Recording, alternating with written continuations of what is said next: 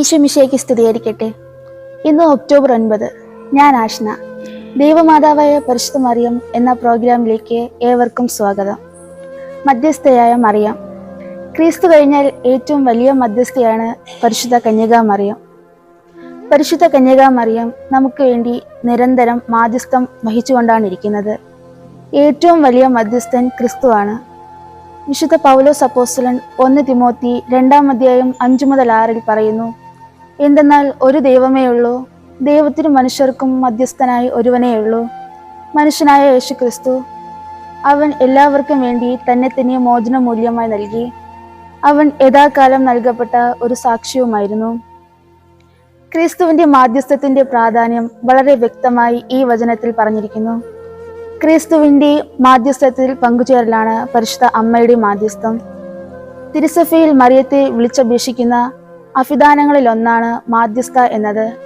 2-ാം Vatican സൂനഹദോസ് വ്യക്തമാക്കിയിരിക്കുന്നത് പോലെ ഈ അഭിദാനം ഏക മധ്യസ്ഥനായ ക്രിസ്തുവിന്റെ സ്ഥാനമാഹാത്മ്യത്തെയോ അതിൻ്റെ ഫലസിദ്ധിയെയോ എന്തെങ്കിലും വിധത്തിൽ കുറയ്ക്കുകയോ കൂട്ടുകയോ ചെയ്യുന്നില്ല.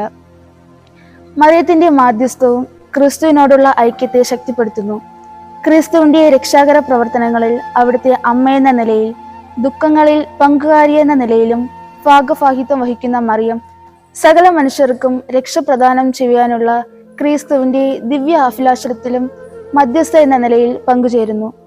മറിയത്തിന്റെ മഹത്വം അവൾ ക്രിസ്തുവിനോട് വളരെയധികം അടുത്തിരിക്കുന്നു എന്നതിലും നമ്മെ അവിടത്തോട് കൂടുതൽ അടുപ്പിച്ചുകൊണ്ടിരിക്കുന്നു എന്നതിലും അടങ്ങിയിരിക്കുന്നു.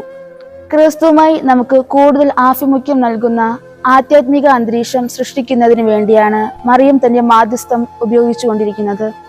തിരുസുതനാൽ വീണ്ടെടുക്കപ്പെട്ടവർക്കായി മറിയം വഹിക്കുന്ന മാധ്യസ്ഥം വളരെയധികം വിപുലവും ഫലസമൃദ്ധവുമാണ്.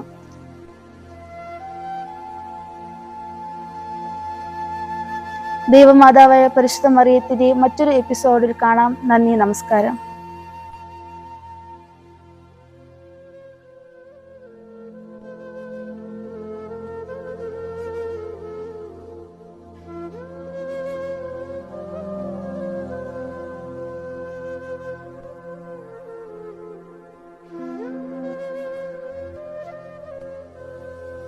thank you